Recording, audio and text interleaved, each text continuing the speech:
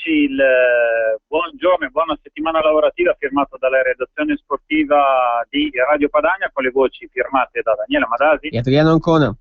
Puntata numero 400, questo è il traguardo che siamo riusciti oggi a traguardare, quindi 400esima puntata di Calcio Parlando, quindi siamo arrivati praticamente all'avvio della quinta stagione calcistica e quindi arriveremo anche noi, diciamo così, nell'apertura a partire poi dalla prossima settimana, quindi con le trasmissioni. Il prossimo obiettivo quota 500, ci arriveremo fra un anno.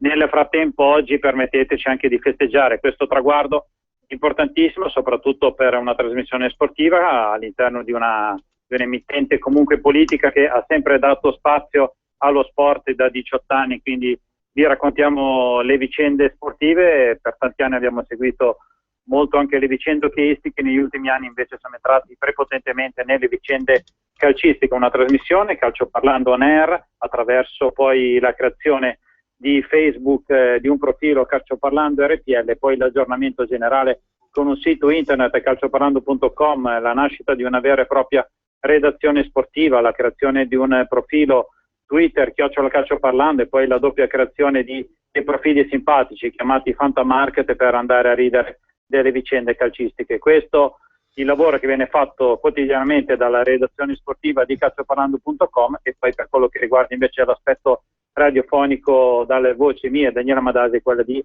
Adriano Ancona. Adriano, quindi possiamo dire buon 400esimo compleanno, ci facciamo gli auguri fra di noi, però è un augurio che anche a vedere tutti i resoconti che arrivano da internet, diciamo così, è un ringraziamento a tutti i nostri radioascoltatori e ai tanti nostri amici e follower che quotidianamente ci seguono e considerando le letture del sito fra i collegamenti, diciamo i numeri che arriviamo da Facebook e da Twitter, stiamo parlando di qualcosa come 3-4 mila persone quotidianamente collegate al giorno a leggere tutte le notizie che quotidianamente diamo. E che invitiamo naturalmente a intervenire in diretta quest'oggi, siamo in onda fino alle 14, ricordiamo 0266203529 per le telefonate, mentre gli sms al 346 64 27 756. 400 puntate, certamente è stato il valore aggiunto nell'ultima stagione, quella partita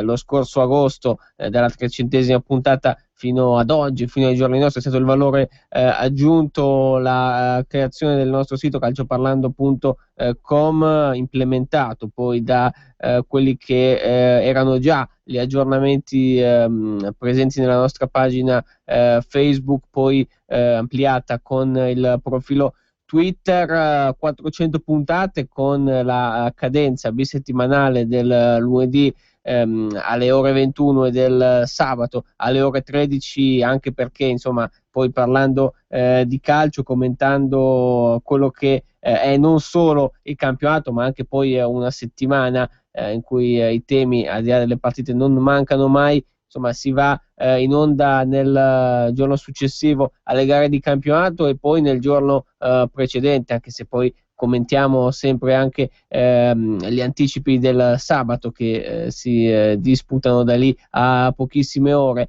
lunedì e sabato, anche se poi nel corso degli anni ricordiamo che siamo partiti proprio in concomitanza del penultimo ormai mondiale, quello del 2010 in Sudafrica, e abbiamo un po' quasi idealmente chiuso il cerchio nel 2014 con questo mondiale invece in Brasile che abbiamo appena commentato, quello finito 8 giorni fa. Al di là di questo è cambiata anche la nostra frequenza di messa in onda, perché ora lunedì e sabato, in precedenza andavamo in onda la domenica subito dopo le partite, un'ora di stacco rispetto al termine delle gare di Serie A, cioè alle 17 noi andavamo in onda alle 18 per un'ora e i commenti a caldo sul nostro campionato, e poi ovviamente non sono mancate anche le dirette di alcune partite, sia esse di Serie A che di Champions League, ma anche del campionato di Serie B, gli spezzoni che abbiamo proposto assolutamente in presa diretta.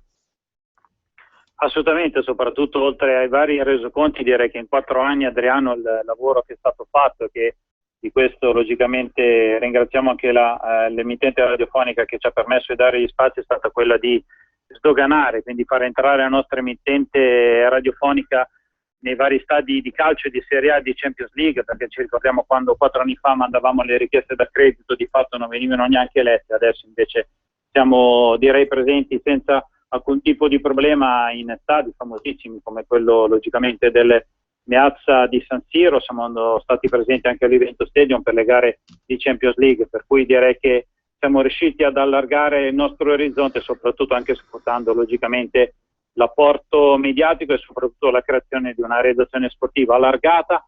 Per adesso siamo 5 persone, da settembre dovremmo arrivare anche al numero di 6, ognuno di noi logicamente si occupa di una parte, però nel nostro piccolo pensiamo discretamente di farlo anche bene, a seguire le varie vicende estere, le vicende della Serie A, della Serie B, della Lega Pro. Abbiamo aperto anche una rubrica particolare quest'anno per cercare di approfondire il discorso arbitrale. Abbiamo una serie di firme, direi anche storiche, che oramai fanno parte della nostra famiglia, come l'abbiamo quasi ribattezzato, il nostro editorialista Sebastiano Vernazza, giornalista della Gazzetta dello Sport, una delle prime firme della Rosia, molto spesso presente sulla nostra emittente radiofonica, oppure anche il collegamento con l'ex arbitro Mazzoleni, con cui diciamo tante volte abbiamo approfondito anche argomenti abbastanza difficili, per cui a 360 gradi nel nostro piccolo, considerando le forze che abbiamo e la quotidianità di un lavoro, comunque quello del giornalista, sempre più difficile all'ordine odierno, soprattutto per la crisi che è andata a colpire l'editoria. Cerchiamo comunque di dare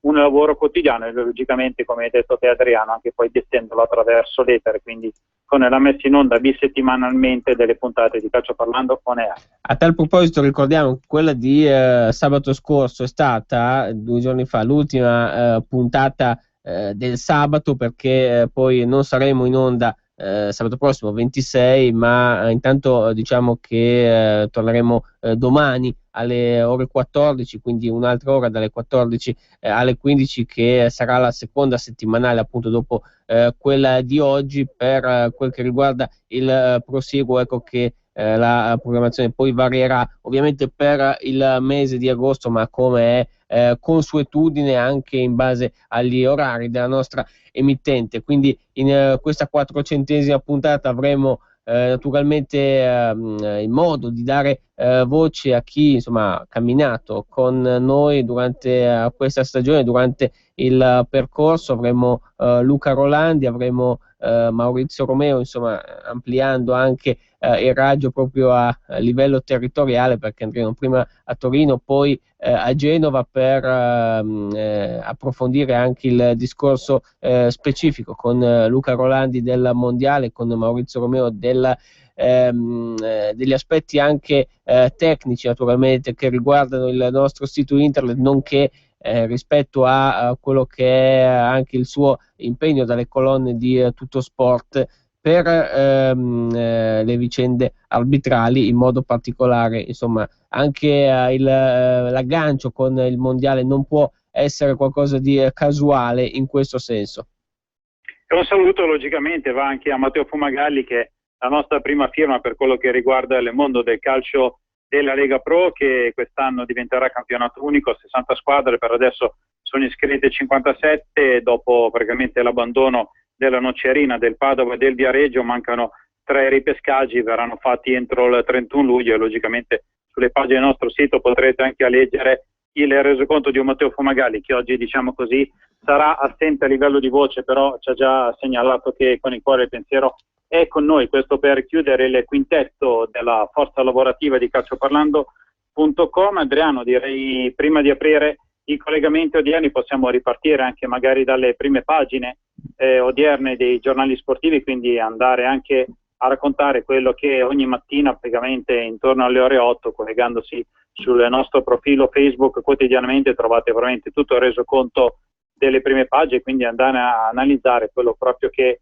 è successo attraverso le pagine dei giornali. Di norma diamo sempre logicamente informazioni per quello che riguarda i 3 giornali quotidiani, ovvero sportivi, la Gazzetta dello Sport, Tutto Sport e Corriere dello Sport, però soprattutto magari quando ci sono degli avvenimenti importanti come delle finali di Champions League, Europa League oppure i mondiali, molto spesso andiamo anche a proporre un allargamento della rassegna stampa, cercando quindi di dare resoconto anche dei principali giornali esteri. Sì, dunque inizio con la Gazzetta dello Sport, partiamo con la prima pagina che si occupa di Milan, aria nuova, ritorna il feeling tra Barbara e Galliani, ieri sera vertice ad Arcore con Inzaghi, fioriscono i giovani, a Monza 2-0, gran numero di Mastur. Punto Champions in taglio laterale, dietro al Real Madrid e al Bayern c'è il Chelsea, poi ancora un'intervista a Callejon del Napoli, in Italia sono cresciuto molto, poi la Juve con Lady Agnelli che twitta per difendere Andrea dopo le polemiche seguite alle dimissioni di Conte, e tutto un altro Kovacic, Mazzarri può già sorridere, questo per quanto riguarda l'Inter che ieri in amichevole ha battuto 1-0 il Prato, paura Ucraina, 6 sudamericani piantano in asso lo Shakhtar, quindi un risvolto di cui tenere conto anche in merito al calcio internazionale. Andiamo col Corriere dello Sport, ecco il nuovo Milan, Mastur 16 anni, entusiasma contro il Monza 2-0, poi vertice di mercato ad Arcore con Berlusconi, offerta dell'Arsenal per Balotelli, potrebbe partire. Appunto in Ucraina c'è il terrore, Douglas Costa scappa, fuga dallo Shakhtar con altri 5. Poi in taglio laterale Champions più forti, le nostre avversarie, da Real al Barça, dal PSG al Bayern Monaco, le big comprano, Juve, Napoli e Roma preparano l'assalto all'Europa. Juve blitz per Shaqiri, Astori e Caos, Inter Bacca, l'alternativa a Jovetic, parla Kramer, sì Benitez è un grande poi per quel che riguarda il Napoli. Chiudiamo con Tutto Sport, Conte la verità, 6 giorni dopo emergono in retroscena del clamoroso addio del tecnico salentino, mentre Allegri sta cercando di entrare poco alla volta nel mondo Juve. Llorente adotta Morata e Pereira, riceve l'investitura di Passarella a colpi alla Di Maria. Il Torino con la sua amichevole a sinistra 3 Eurogol, la Rondo c'è per Facundo Fuga da Toro, Milan 2 gol, Scatola Vezzi, Balo Arsenal, e poi ancora De Laurentiis blocca Eto'o per il Napoli, l'Inter vola a Siviglia verso Bacca, Cesena Pepe Rebic a Parma con Cassani, Rodriguez ora è un caso, De Vrij United, quindi un ultimo spicchio dedicato al calciomercato internazionale con anche le proiezioni sulla Champions e sulla Europa League che vengono messe nel mirino. Ricordiamo che il Toro sarà la prima squadra italiana a partire per quanto riguarda l'Europa League con il turno preliminare, dovrà farlo in Champions invece il Napoli, ma più avanti. La stessa Inter poi scenderà in campo il 21 agosto per il terzo turno preliminare dell'Europa League. A livello di calcio estero, giusto per parlare anche di vicende di calciomercato, segnaliamo che in pratica il Real Madrid ha definito con il Monaco l'acquisto dell'attaccante, il colombiano James James Rodriguez, che dovrebbe arrivare quindi a Real Madrid per la cifra non certo bassa di 75 milioni di euro. All'attaccante colombiano è pronto un contratto di 6 anni da 7 milioni euro netti, quindi altro colpo di mercato del Real Madrid. Prima Adriano, leggendo i giornali, è segnalato della vicenda che sta colpendo lo Shakhtar Donetsk. Praticamente 6 giocatori non sono rientrati, ovvero Fred, Douglas Costa, Alex Teixeira, Dentigno, Facundo Ferreira e Ismaili. Non sono rientrati dopo la tournée che la formazione ucraina ha giocato in Francia, soprattutto nell'ultimo amichevole con il Lione, questo anche in seguito delle notizie non certo liete e felici che stanno arrivando dall'Ucraina. Vedremo se la formazione quindi allenata da Lucescu rientrerà praticamente in possesso, diciamo così, dei 6 giocatori. Notizia dell'ultima ora invece riguarda la situazione in Federcalcio. Praticamente oltre al 71enne Carlo Tavecchio, finalmente, diciamo così, è arrivata una nuova candidatura, quella del 43enne Demetrio Albertini, per cui per la corsa alla patrona del Federcalcio, quindi per la corsa al nuovo posto lasciato libero da Bete, sarà una corsa 2 fra Carlo Tavecchio e Demetrio Albertini. Quindi ricordiamo anche logicamente che ci sono dei fronti politicamente diversi. Demetrio Albertini appoggiato soprattutto da Juventus e Milan, mentre Carlo D'Avecchio, diciamo così, dalla vecchia guardia delle squadre, soprattutto anche dal fronte Lazio con Elodie. Tra l'altro adesso andremo a capire anche meglio quella che può essere la composizione politica anche nella nostra federazione per quel che riguarda i vari ruoli. Ricordiamo che c'è ancora un posto di commissario tecnico da assegnare intorno alla metà del mese di agosto. Sapremo tutto dopo che insomma un po' il valzer delle panchine ha animato il nostro mese di luglio, da Prandelli che è finito a Galatasaray a Antonio Conte, queste dimissioni, se vogliamo, con vista sulla nazionale, anche se poi vedremo quello che sarà in effetti il modo di snodare la questione CT. E ringraziamo, visto che ribadiamo, questa è la 400esima puntata, anche oltre a voi che ci state seguendo, vi invitiamo a intervenire in trasmissione tramite telefonate, tramite gli SMS, se volete. Ringraziamo anche i nostri registi, oggi Roberto Colombo in regia, ma solitamente anche Giulio Carnelli e Vincent. Intanto diciamo a Roberto Balotelli non è stato ancora venduto dal Milan, ne parliamo, ma in termini ipotetici per adesso ci sono le offerte, come abbiamo detto, dell'Arsenal, e lo stesso Berlusconi ha rimpianto di non aver ceduto in precedenza alle lusinghe estere, ma per adesso Balotelli, dopo il deludentissimo mondiale, rimane un giocatore del Milan. Abbiamo i nostri collegamenti, cominciamo allora con Luca Rolandi, insomma da Torino, andiamo a salutarlo. Ciao Luca. Buongiorno Adriano, buongiorno a tutti. Eccoci qua, dunque 400esima puntata di Calcio Parlando, tu che sicuramente sei stato anche tra i protagonisti dalla prima ora, diciamo, seguendo per noi le squadre piemontesi, non solo il Torino, la Juventus in Serie A. Abbiamo parlato spesso e volentieri anche di Novara, Pro Vercelli, altre realtà, perché poi tutto va in parallelo a quelle che sono state le tue pubblicazioni. Insomma, hai scritto anche dei libri sul quadrilatero, quindi hai così scandagliato il discorso delle squadre piemontesi, però con te insomma anche sull'ultimo mondiale abbiamo avuto dalle colonne del sito calcioparlando.com tutte le varie informazioni. Sì, certo, intanto auguri a Calcio Parlando, perché è un risultato storico queste 400 puntate.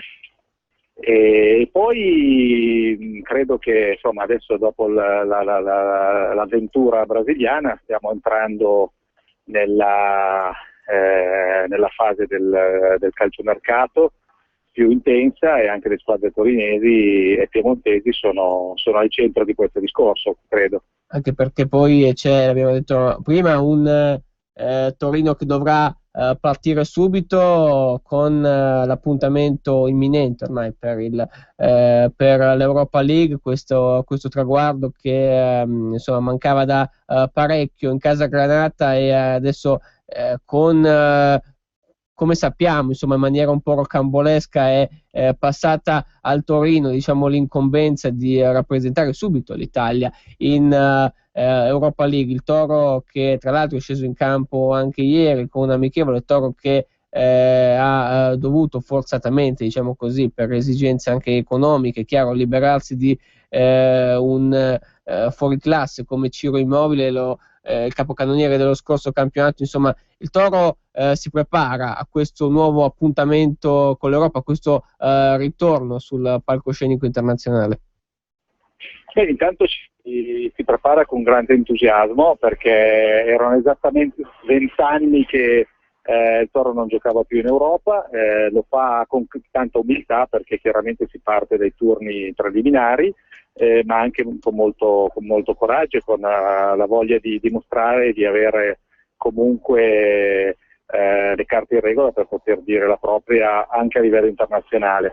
Credo che l'unico neo sul quale si deve capire quale sarà il toro del futuro è Cerci, perché obiettivamente le pressioni che vengono fatte sul giocatore romano sono tante e comunque vedremo se Castro e Ventura riusciranno a salvaguardare l'altro gioiellino dell'attacco Granata per poter anche arrivare in Europa i più competitivi possibili. Daniele. Do anch'io il benvenuto a Luca Rolandi, vice direttore di calcioparlando.com. Ciao Luca. Ciao Daniele, buongiorno a te. Senti, apriamo invece il discorso magari nazionale, quindi collegandoci anche alla notizia di oggi in cui, diciamo così, prendiamo assolutamente in maniera positiva ad affrontare nelle elezioni della presidenza Federcalcio, oltre a Carlo Tavecchio di nome di fatto 71 anni, non ce ne voglia, chi sarà invece il giovane 43enne Demetrio Albertini, quindi possiamo dire che tifiamo tutti affinché Albertini possa magari salire alla carica di nuovo presidente del Federcalcio, perché dopo il fallimento mondiale c'è bisogno comunque di una sversata e soprattutto di un ringiovanimento pesante a livello di una Federcalcio che soprattutto deve ancora sciogliere il nome del dopo allenatore, quindi per il dopo Prandelli. Beh, direi proprio che tu hai ragione, la situazione è alquanto compromessa, nel senso che la fallimentare spedizione in Brasile dell'Italia, di questo bisogna parlare, ha fatto emergere tutti i nodi ancora da definire rispetto al progetto calcio degli anni a venire, e credo che le parole pronunciate da Andrea Agnelli proprio qualche tempo fa siano proprio al centro di questa rivoluzione. Credo che Demetrio Albertini sia una persona giusta, è da un po' di anni che lavora per la federazione. È chiaro che non basta il nome, bisogna mettersi a lavorare, e direi che l'esperienza fondamentale dalla quale ripartire potrebbe essere quella legata alla Germania. La Germania ha ricostruito un progetto calcio dopo la sconfitta Dortmund contro l'Italia nel 2006. Nel campionato di calcio realizzato e organizzato in casa, che avrebbe voluto vincere, non l'ha vinto, ma da quel momento è diventata la squadra e la federazione guida a livello mondiale. Ecco, se noi ripartissimo da quell'esperienza potremmo cercare di risalire la china, e quindi benvenuto nel caso Demetrio Albertini. Quindi attendiamo anche adesso di sapere come andranno a finire le vicende in Federcalcio. Invece, secondo te, per il dopo Prandelli si potrebbe riaprire il discorso di Antonio Conte, che la settimana scorsa, diciamo così, a sorpresa ha dato le dimissioni dalla Juventus? Beh, diciamo che l'ipotesi Conte potrebbe essere effettivamente un'ipotesi plausibile. Bisogna capire Antonio Conte dopo le dimissioni, il classico fulmine a ciel sereno, nonostante molte delle situazioni che si erano in qualche modo concretizzate subito dopo la fine della conquista del terzo scudetto consecutivo, dicevano che sarebbe stato probabilmente l'ultimo anno, la pressione era fortissima, il mercato della Juventus non era forse quello che si sarebbe aspettato Antonio Conte, quindi si è arrivati alle dimissioni. Detto questo, credo che Antonio Conte sia una delle carte che un eventuale presidente Albertini potrebbe giocare subito per dare anche una sterzata al movimento. Le altre ipotesi paiono molto più indefinite, e quindi credo che quello potrebbe essere un'operazione fattibile. È evidente che bisogna capire che cosa ha intenzione di fare Conte, perché Conte forse aspirerebbe ad avere un anno sabbatico, e soltanto in una situazione nella quale si dovesse sentire accolto da tutta la federazione con un progetto molto più serio, valido, potrebbe anche dire di sì. Forse quella potrebbe essere una soluzione. Non c'è molto tempo, perché fra poco a settembre inizieranno le qualificazioni agli europei, non possiamo rimanere con una sede vacante così importante per tutto il calcio italiano rispetto alla dimensione internazionale. Adriano, te. Luca, il discorso che si collega ad Antonio Conte è inevitabilmente quello per Massimiliano Allegri. La Juve ovviamente sta completando il proprio ritiro, la propria preparazione con un nuovo allenatore che è arrivato appunto 6 giorni fa, presentato mercoledì sera, mercoledì scorso. L'atmosfera, ti chiedo, in questi giorni è cambiata rispetto all'accoglienza assolutamente poco benevola per Massimiliano Allegri, oppure no a Torino? Ma direi di sì, direi che l'atmosfera, diciamo, l'annuncio è stato uno shock per tutto l'ambiente bianconero, ma soprattutto non tanto per la società e la squadra quanto per i tifosi. Ha fatto molto bene Allegri a spostare il ritiro dal centro città in un albergo dell'Interland più vicino a Vinovo, e secondo me diciamo che i tifosi sono in attesa di risposte da parte dell'allenatore. Intanto la piazza vedrà come si completerà il mercato in entrata e in uscita. Se dovesse partire uno tra Vidal e Pogba, la situazione comincerebbe a essere un po' più precaria anche nei confronti del credito che comunque viene dato in qualche modo da parte dei tifosi bianconeri a Max Allegri, ma credo che la prova del 9 sarà poi sul campo. Se Allegri dimostrerà di avere una squadra che gioca, che gli porta o fa in qualche modo confermare i vertici del calcio nazionale e magari in Europa qualche prestazione migliore rispetto al recente passato, i tifosi bianconeri sosterranno senza problemi Allegri. In caso contrario invece la situazione potrebbe essere più complicata, e quindi il richiamo nostalgico all'allenatore del triplice trionfo in Italia con i 3 scudetti, diciamo, storici della Juventus potrebbe essere invece un grosso macigno per Allegri.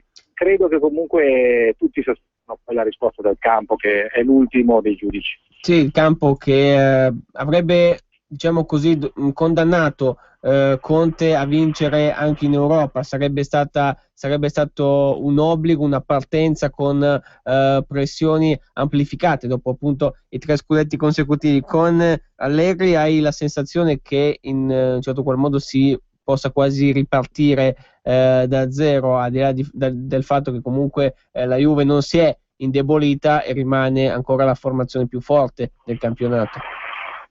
Ma sicuramente la piazza, la pancia del tifo bianconero, del pubblico bianconero vuole l'Europa, che sia poi un quarto di finale, una semifinale, addirittura la vittoria mi pare improbabile e quasi impossibile, ma c'è tanta sete d'Europa, vogliono vedere una Juve, i tifosi bianconeri, competitive in Europa. Poi è chiaro che ci sono 1000 difficoltà, squadre molto più attrezzate, in grado di poter spendere milioni per accaparrarsi i talenti e i giocatori più forti in circolazione. Questo lo sanno tutti, ma quello che il tifoso bianconero è essere competitivo in Europa. E questo è un grosso problema, sarà un grosso problema per Allegri, perché naturalmente si rischia di guardare più all'Europa sapendo che è difficilissimo arrivare in fondo, dimenticando un po' il campionato, e quindi anche in campionato la Juventus non potrà sicuramente essere da meno, e sarà complicato riuscire a vincere il quarto scudetto consecutivo, ma rimanere tra le prime è l'obbligo al quale la società, i tifosi, la squadra sono chiamati ad essere per la stagione 2014-2015. Prima di congedarti, Luca, è anche doveroso il riferimento a chi invece sta in categorie inferiori. Il Novara è sceso purtroppo quest'anno, è tornato in Lega Pro dalla Serie B alla Lega Pro.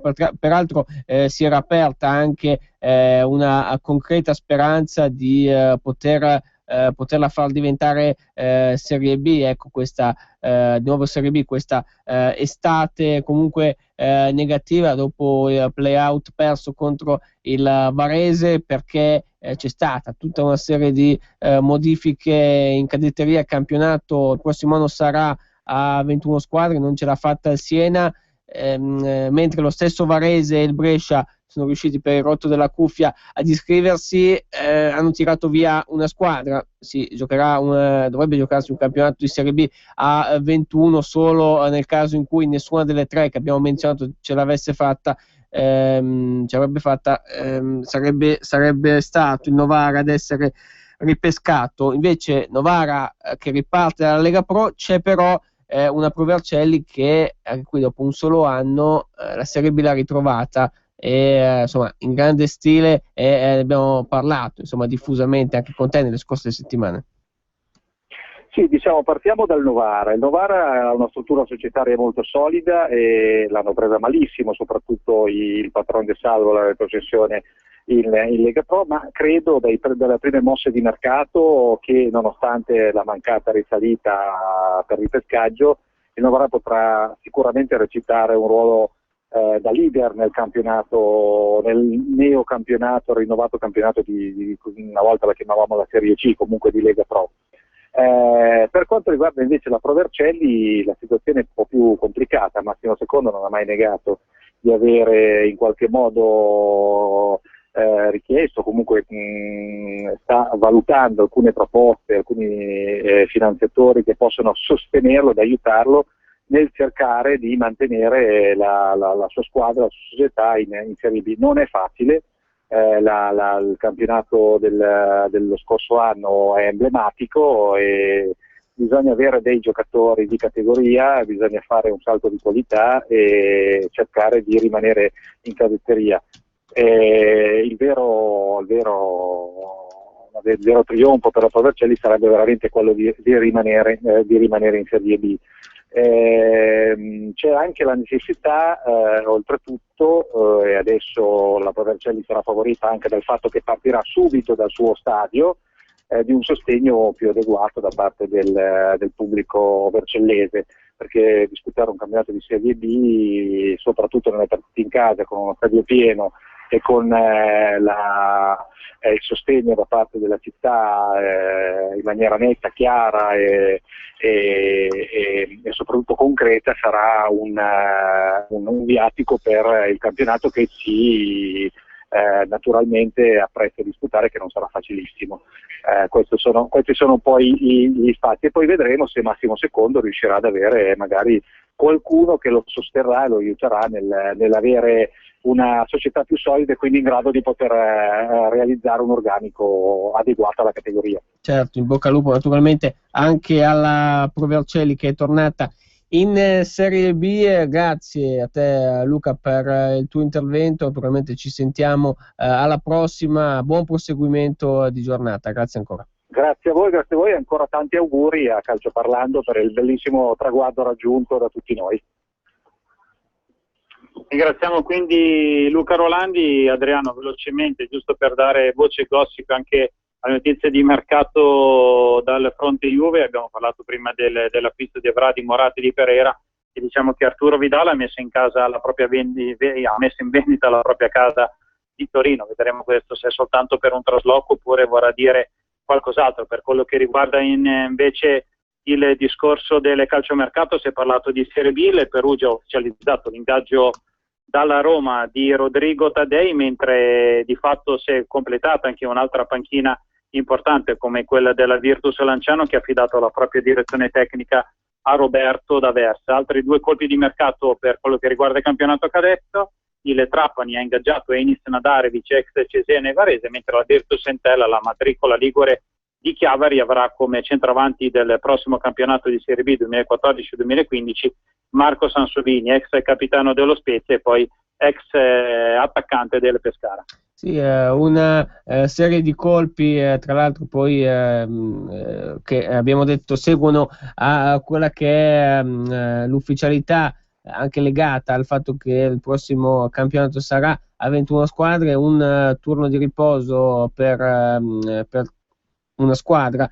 Ogni giornata dunque si andrà con un numero dispari e adesso, come abbiamo detto, al di là dei colpi ufficiali, ci sono tutti i retroscena, tutti quelli che possono essere gli interventi futuribili sul mercato. E Pescara dovrebbe andare su Melchiorri, che lo scorso anno giocava a Padova, peraltro una piazza, quella biancoscudata, in cui ci sarà un vero e proprio esodo, perché c'è stato il fallimento, dunque dopo la retrocessione in Lega Pro, quella che già poteva essere considerata una situazione in cui tutti i giocatori erano sul mercato. Adesso lo è ancora di più, ancora più accentuata questa condizione, e ovviamente anche il discorso delle panchine che si è sistemato. Ricordiamo, Novara e Brescia hanno risolto i propri problemi e parteciperanno Varese e Brescia, scusate, alla prossima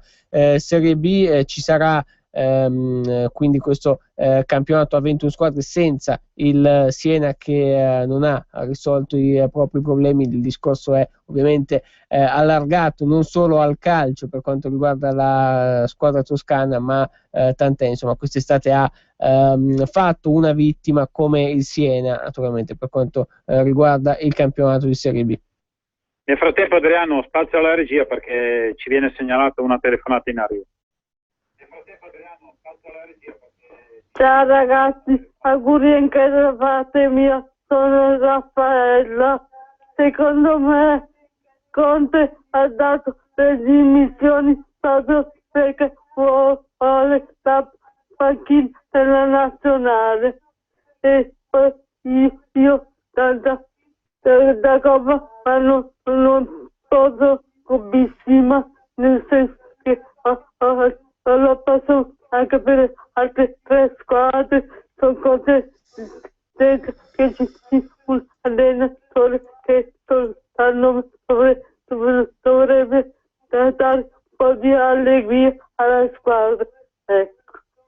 Va bene, grazie a Raffaella. Conte è nazionale, un discorso, un connubio che potrebbe essere tale, l'abbiamo detto anche prima, e c'è un po' quello che abbiamo pensato tutti nel momento in cui martedì sera abbiamo ricevuto questo tipo di notizia bomba, davvero intorno alle ore 20, quindi una possibilità, quello che è al vaglio naturalmente anche della federazione, ma ve ne daremo naturalmente conto dopo che il mondiale ha portato alle altre dimissioni, quelle invece di Cesare Prandelli, che una panchina l'ha trovata subito, invece ribadiamo, con il Galatasaray. 0266203529 per intervenire in diretta, gli sms invece al 346 6427 756 con i vostri messaggi che leggiamo in presa diretta. Assolutamente. Nel frattempo poi chiediamo anche alla regia di poter aprire il nostro secondo collegamento, in modo tale anche di trasferirci di fatto da Torino a Genova, quindi per andare anche a parlare con Maurizio Romeo, con quello che praticamente a livello di calcioparlando.com funge da assoluto webmaster, e soprattutto poi invece in ambito giornalistico è quello che settimanalmente ha seguito le vicende arbitrali, con una rubrica chiamata Calcio Fischiando, in cui di fatto andava a dare le pagelle arbitrali di ogni direzione di gara, e soprattutto poi a cercare magari di spiegare nel dettaglio, quindi sotto la parte tecnica, tutte le varie decisioni giuste e sbagliate che venivano prese nel corso delle gare domenicali della Serie A.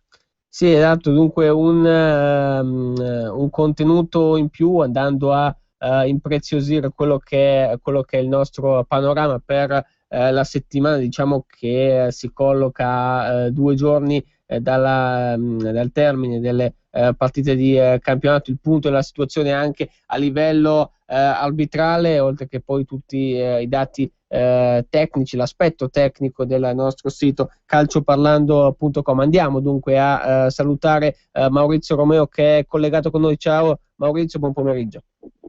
Ciao a tutti, buon pomeriggio. Grazie dunque per essere con noi.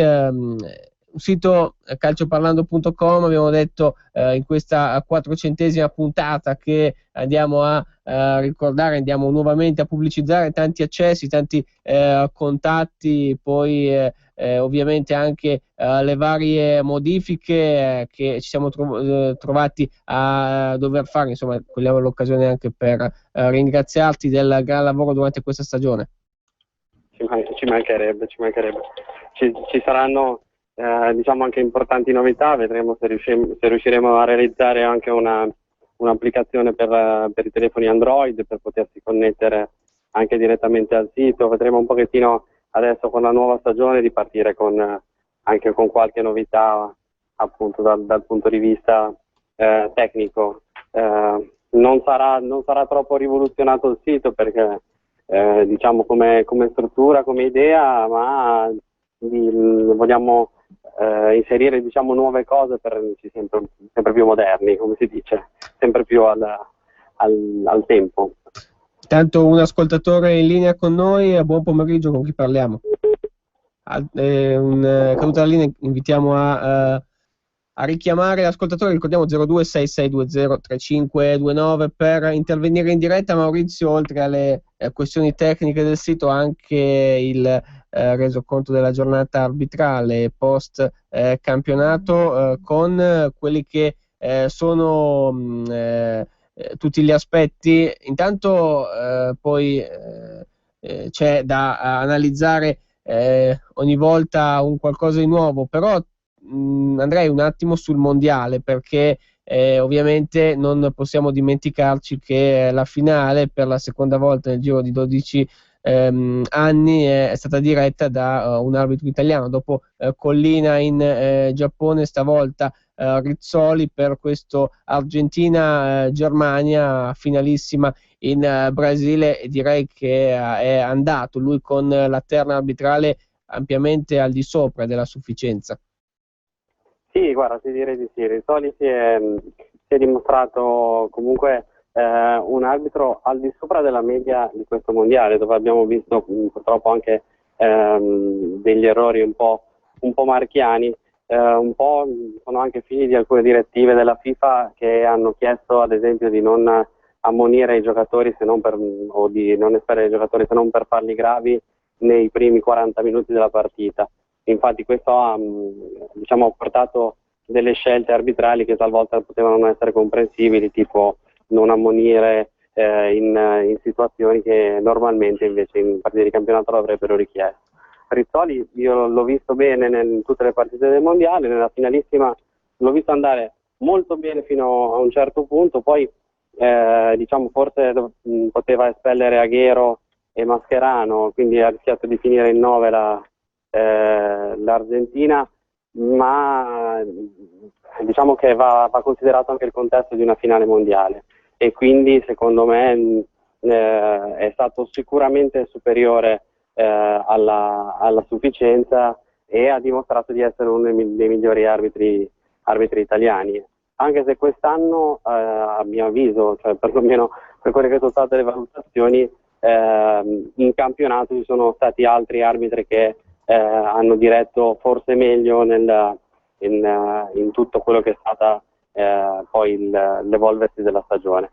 Comunque un'ottima terna, sicuramente molto molto bravi i due assistenti Faverani e Stefani, che praticamente non hanno sbagliato niente, quasi niente in questo mondiale, a dispetto magari di errori che c'erano stati nelle eliminazioni o nelle eliminatorie, scusate, o in Champions League.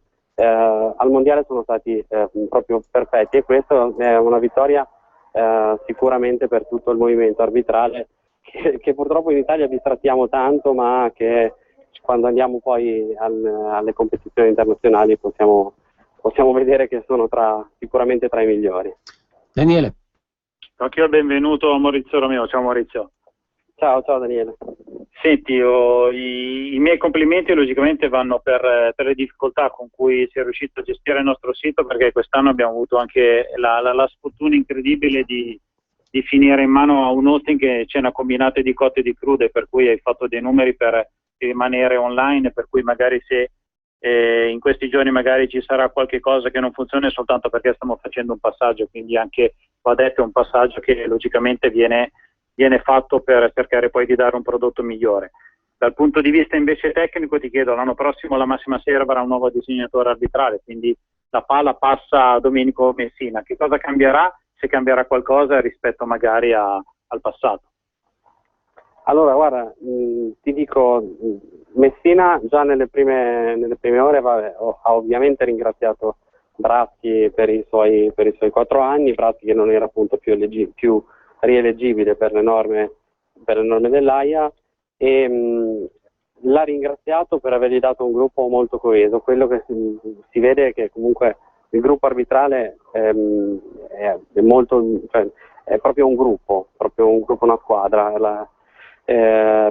Sicuramente cambierà qualcosa, anche perché Messina ha introdotto ad esempio nuove cose durante la sua permanenza, durante i suoi 3 anni di permanenza come disegnatore in Serie B, come lo è stato l'arbitro di riferimento per le squadre di Serie B, ovvero un arbitro a disposizione delle squadre per poter avere dei chiarimenti dal punto di vista regolamentare. I regolamenti evolvono, cioè ci sono state modifiche appunto negli ultimi tempi su fuorigioco, su gestione dei falli eccetera, e quindi ha permesso alle squadre di poter avere un arbitro, presumibilmente quello della provincia di riferimento, quindi un arbitro che non li potesse arbitrare, di poter andare al loro campo di allenamento e spiegare, insomma, a dare chiarimenti su tutto quello che gli allenatori e i giocatori volevano sapere, volevano conoscere.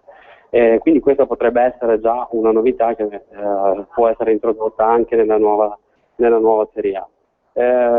Cambierà probabilmente anche un po' il modo di gestire, diciamo, gli errori arbitrali, e mi auguro che appunto ci sia un qualcosa di più didattico rispetto forse al passato, nel senso didattico di non punire gli arbitri a seconda della spinta dei media, ma piuttosto dalla pesantezza dell'errore, perché purtroppo negli ultimi tempi abbiamo visto magari stessi errori pesati diversamente a seconda che fossero compiuti in una partita di una grande o in una partita di squadre comunque più piccole. Quindi diciamo che queste cose con Messina dovrebbero cambiare, anche perché, concludo un attimo il discorso su Messina, lui, dopo le sue dimissioni, lui è ripartito dalla sua sezione. Per fare un esempio, Bergonzi ha finito, diciamo, si è conclusa la sua carriera arbitrale e parte come disegnatore della Liguria, mentre Messina è ripartito come disegnatore di terza categoria. Pian piano, in pochi anni, è arrivato alla Serie B, ha fatto prima la Lega Pro, poi la Serie B e adesso la Serie A, quindi ha rifatto la gavetta. Quindi sono sicuramente cose che potranno tornargli utili nella gestione. Sì, dunque, sì, una disamina assolutamente approfondita, poi anche molto competente, insomma, da parte tua per quel che concerne la classe arbitrale, quella che andiamo spesso e volentieri criticando durante il campionato, ma che poi si eleva anche, come abbiamo visto, insomma, c'è stato anche durante il mondiale una partenza di un certo tipo, no? Maurizio, con quel rigore dato al Brasile assolutamente regalato, poi si è proseguito tra luci e ombre in alcuni casi, però ecco, nel mondiale che linea possiamo tracciare di quello che è il giudizio complessivamente, ecco, in questo mese, al di là del buono che abbiamo trovato dai nostri rappresentanti, quelli italiani, nella persona di Rizzoli, naturalmente. Guarda, ti dovessi dire, mi ricollego a una cosa detta prima, che ci sono state alcune direttive, probabilmente non so se direttamente della FIFA o del disegnatore FIFA Busacca, che sono state appunto quelle di diminuire il numero di ammonizioni nell'inizio della partita, comunque gestire un pochettino diversamente la partita, farla scivolare un pochettino di più e favorire lo spettacolo. Credo che questo abbia creato un pochettino di confusione, diciamo, anche negli arbitri abituati a dirigere, diciamo, secondo regolamento, per cui fallo da ammonizione giallo anche se è al primo minuto. Quindi questo può aver creato un pochettino di confusione, magari anche su quelli che avevano meno personalità, e quindi questo può aver creato qualche errore in più. In generale, diciamo che se dovessi dare un voto a tutta la squadra arbitrale, forse darei un 5,5, perché non li ho trovati all'altezza di un mondiale. Poi è ovvio che per questioni geopolitiche arbitrano arbitri, diciamo, di tutto il mondo, e quindi magari sono rimasti fuori arbitri francesi o un bravissimo arbitro italiano che è arrivato fino all'ultimo taglio, che è Rocchi, e che magari avrebbero fatto meglio di altri arbitri, anche se devo dire Nishimura, che è l'arbitro appunto della partita del Brasile con la Croazia, del famoso rigore di Fred, era uno dei candidati per la finale mondiale, quindi diciamo uno dei più bravi, e quindi i più bravi hanno anche sbagliato, ma può darsi che siano stati anche indotti, fra virgolette, all'errore da certe gestioni che non erano abituati a fare, perché è arrivata questa direttiva proprio in prossimità dei mondiali, quindi non hanno avuto neanche loro il tempo, se vogliamo, di allenarsi. Quindi direi comunque forse 5,5 è il voto che darei agli arbitri di questo mondiale, con le solite eccellenze. Comunque direi anche Webb è un arbitro che non tradisce, come Proenza, cioè alla fin fine migliori. Ricci, il brasiliano Ricci, molto bravo, però nel complesso non l'ho trovata completamente sufficiente. Chiaro, Maurizio, noi ti ringraziamo anche per il tuo intervento di oggi, oltre che naturalmente quelli all'interno del nostro portale calcioparlando.com. Grazie ancora in questa 400esima puntata che siamo andati oggi a celebrare. Domani ripartiamo con la numero 401 e naturalmente buona stagione anche a te, buona estate, poi soprattutto alla prossima naturalmente. Grazie anche a voi e congratulazioni a Calcio Parlando.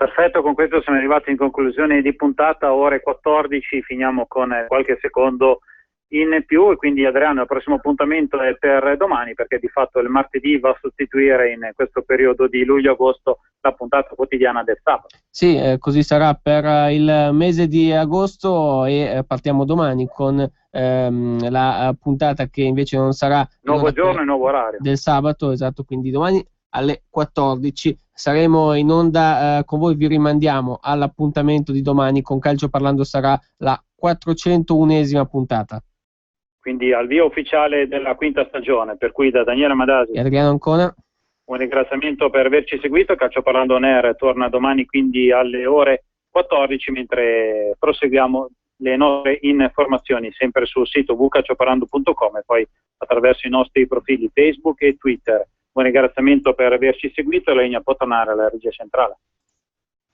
Avete ascoltato Calcio Parlando. Caldo, freddo, e in casa non